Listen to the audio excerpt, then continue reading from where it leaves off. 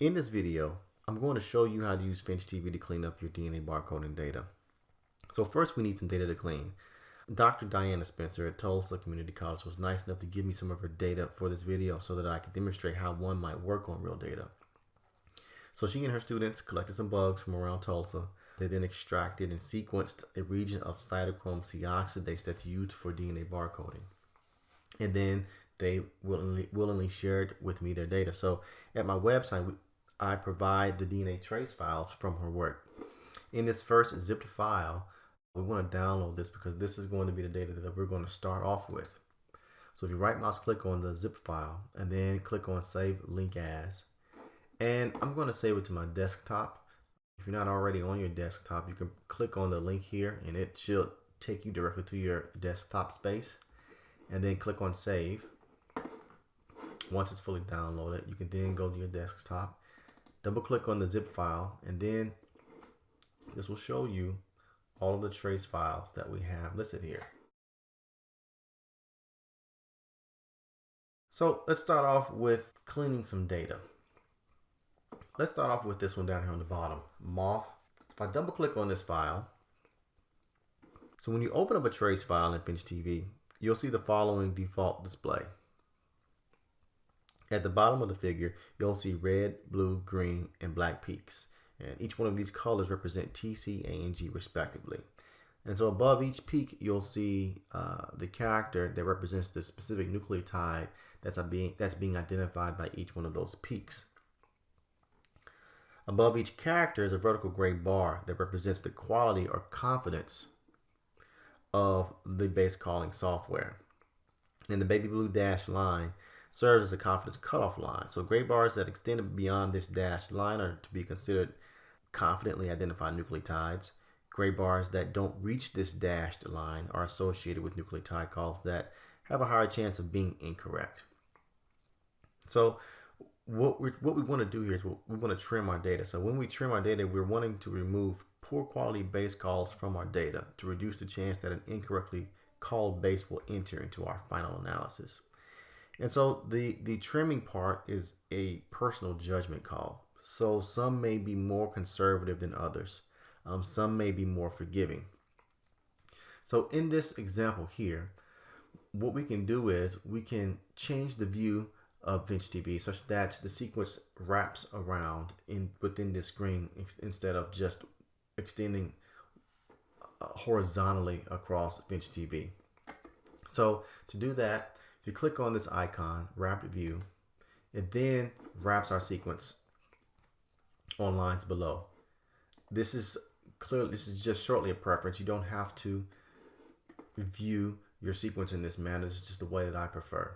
For example, in editing this file, one may start at the beginning of the file, and we notice that we have really poor confidence peaks, and below it we can see that a lot of the base calls are really jagged, really bad. And then we start seeing that the confidence peaks begin to pick up. Here's one somewhat low peak. Here's another low peak. And so this is where the person who's editing the sequence file has to use their judgment. They can choose to, if you left mouse click, highlight this entire region and delete all of the base pairs downstream of this one bad base call. However, when you're doing that, you have to make note that you are also eliminating a lot of good data. One may consider this to be a conservative approach. However, you may want to start at this base and then consider deleting these bases. Also consider that you are also deleting some good data here. A more forgiving choice may be to highlight this base here and then delete upstream of that base. So I'm going to choose to be a more forgiving, or take the more forgiving approach. I'm going to delete information up that includes this base and upstream of it. So by left mouse clicking and highlighting and then just dragging to the beginning of the sequence, I can then click delete, and you'll see that the numbers or the coordinates completely changed, and those base pairs have also been removed. Now that we've trimmed the beginning of the sequence, we can now trim the end of the sequence. If you scroll all the way down to the bottom, here we see the end of the sequence. And if we start from the end of the sequence, we start beginning to see that the confidence levels begin to really pick up right around here. So in the spirit of being forgiving, I'm going to start at this space here. I'm going to click it, and then I'm going to drag and then delete. So now those base calls have now been deleted from my trace file. So now that I have trimmed my trace file, I now want to export just the characters, just the base pairs from this trace file. So in order to do that, I click on File, I then click on Export, and I want to export the DNA sequence FASTA file.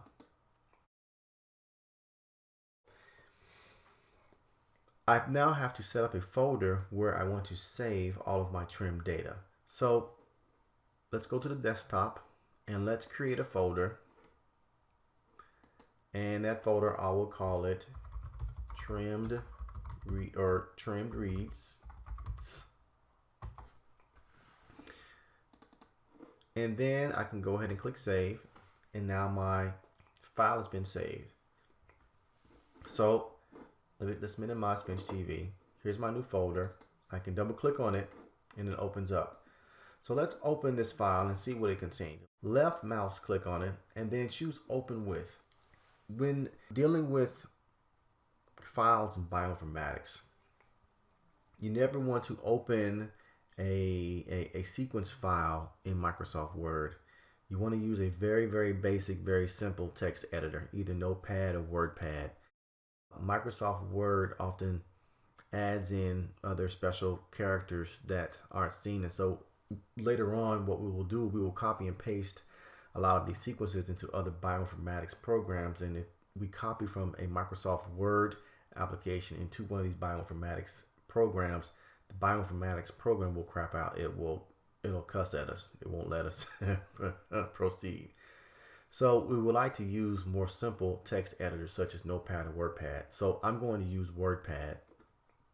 By opening WordPad, we see that our sequence has been exported into what's called a FASTA format. So FASTA format just simply describes the way a sequence is displayed in a text file. And it has two main elements. The first element is that the very first line has to be what's called a header line. And that header line has to be preceded with this greater than sign. Then after that, you can put any text that you like there. The text there is only meant to communicate something meaningful to you about the sequence that falls below it.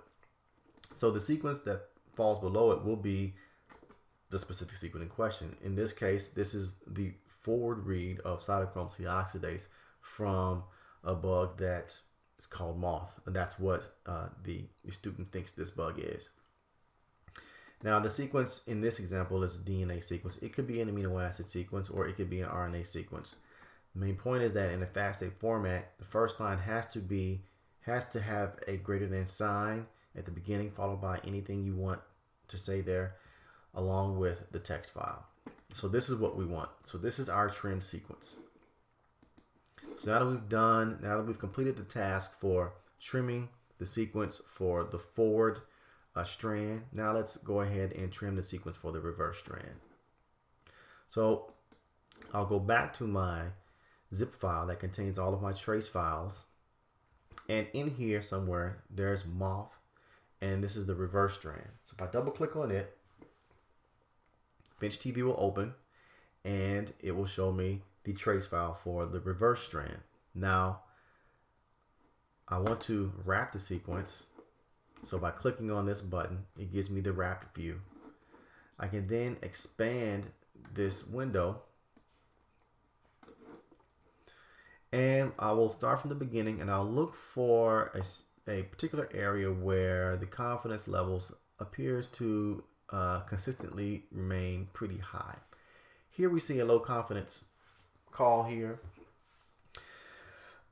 And you can see directly below it where there is a red T, and that is the predominant peak. But right under it, there is a green line corresponding to the ages before it. And because of this overlap here, that is most likely why that T received a low confidence score. Here, that's a pretty low G. It's a pretty low G. So depending on if you want to be conservative or liberal, it will determine whether or not you want to delete that information. If you want to delete information starting from this point or from this point, or you can even argue we can start from here and delete information upstream of it. So, and that's what I'm going to do. So if I left mouse click on this character and then drag to the front, I can delete it. The coordinates change. I can then scroll down towards the end of my file. I can then begin at the end of my DNA trace file and then start working forward to identify region within the DNA trace where the confidence levels seem to pick up or seem to be pretty consistently high. Because I want to be forgiving, I'm going to choose probably this region here, drag to the end, click delete, and then I'm done. So again, I want to save, or I want to export the DNA sequence from this DNA trace file. So I'll click on File, go to Export, DNA sequence.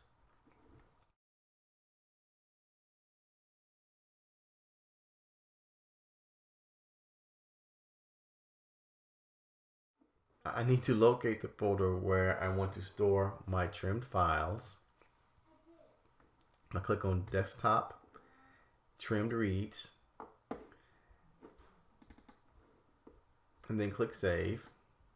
So let's make sure that our file is in the folder that we want it to be in. So I'll minimize FinchTV, double click on my Trim Reads folder, and here we have our two sequences. So now let's continue with the rest of the sequences within that directory or within my trace file folder. So now that I've shown you some good data, let's look at some okay data. So if we double click on the comb claw, the very first DNA trace file, I'll select the wrapped view, I'll expand it, and we see that things are not looking all that good. We have really low peaks, lots of low peaks, confidence peaks. And if you look at the peaks underneath the DNA character, or the characters for the DNA, we can see that the signal is very noisy. It's extremely noisy. So the next question would be, is the forward strand just as bad? So let's go ahead and look at the forward strand. And let's look at the wrapped view. And as we expand it, we see that not only do we have low confidence peaks, but this read is a lot shorter than this read here. And if you recall, the reads, the forward and the reverse reads from the mock data, each one of those reads I think were about 600 base pairs long. So this is about half, and this is less than half. Well, a little more than half and less than half. So I would deem this as data that we would need to throw away. This would not make it to the next step. We can close these two. And what I would do is I would make a new folder on my desktop, and I would rename this folder, and let's call it Bad Reads. And so I will simply copy and paste and pull those guys, or actually cut. So I will cut those guys and paste them here. We'll skip it because I've already stored it there. So now I've removed that DNA trace file because it was a bad DNA. Well, this was supposed to be gone too.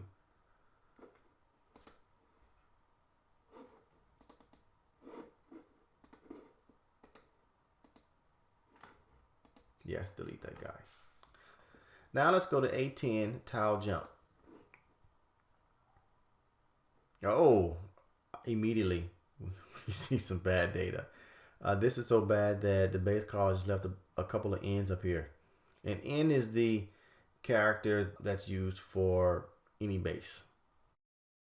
Automatically, we want to eliminate tile jump from our data. So I'm not gonna even look at the reverse strand. I'm just going to go ahead and transfer that to the bad read. So I'll close this view of FinchTV. Tile jump here. And if you hold down the control button and left mouse click, you can then highlight another file in a different area. So if you click on one file and then hold the control button and click on the next file, it then highlights that file. So I'll cut those two, paste those there, close the directory. So now let's open up CATIN. I'll look at the full view. And so this one looks pretty good. This one looks pretty good. If I start at the beginning of the file and I start working my way towards the center of the script, I need to determine where I want to start deleting my sequences. So for me, I'd start at that G. So if I left click there and drag all the way to the beginning, I can delete it. And then I can scroll down to the bottom. And then I'll start from the end of the sequence, work my way forward. Here we can see there are a lot of base calls with really low confidence scores. This is where we get into the scenario where we have to decide how much of the data are we going to throw away. One can argue that you can start at this character and you can throw all of this stuff away. However, here's a nice little region of confident base calls. Here's a nice little region of confident base calls. We have a pretty low region here. If we were to keep, say for example, if we were to start here and delete at this end, the gamble here is that this region may contain bases that are incorrectly called. But if you look at the peak below it, it's a pretty strong peak for this T and a pretty strong peak for that T. It's a pretty strong peak for that A. When I say strong, I guess I mean with respect to what else is in the background. Background meaning the lower peaks within that area. But you still chance, for example, here with these two A's, you still take a chance that these two bases may be incorrectly called, or even this T here. This may not necessarily be a T. So I'm going to go ahead and start my deletion here. And then I'm going to go ahead and export this DNA sequence. Again, I need to find my trimmed reads folder and save it. So now let's open up CATIN forward.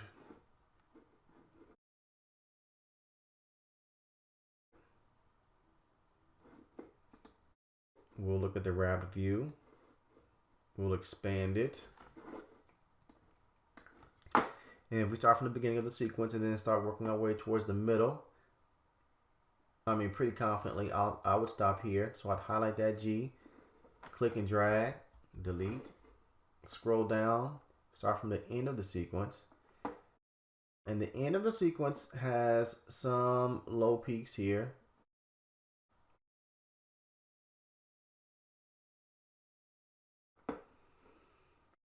Here it gets pretty jagged in this area.